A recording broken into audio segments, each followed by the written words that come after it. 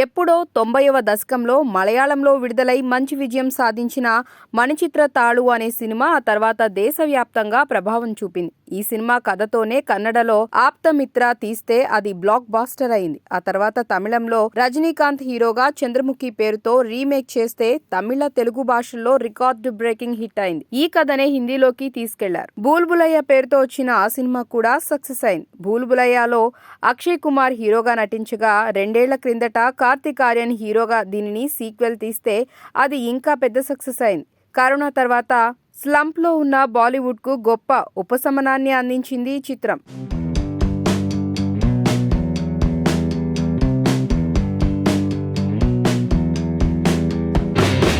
ఇప్పుడు ఈ సినిమాకు ఇంకో సీక్వెల్ రాబోతోంది. బూల్బులయ్య 3లోనూ కార్తికే హీరో. బూల్బులయ్యలో ప్రధాన పాత్ర చేసిన విద్యా బాలన్ ఈ ఫ్రాంచైజీలోకి రీఎంట్రీ ఇస్తుండటం విశేషం. ఇటీవల ఆమె ఈ సినిమాలో భాగమైన విషయాన్ని వెల్లడించగా ప్రేక్షకుల నుంచి మంచి రెస్పాన్స్ వచ్చింది. సినిమాకు ఇంకా క్రేజ్ పెంచిన ఆడిషన్ ఇది. ఇప్పుడు ఇంకో కొత్త ఆడిషన్తో బూల్బులయ్య 3 ఇంకా క్రేజ్ పెంచుకుంది.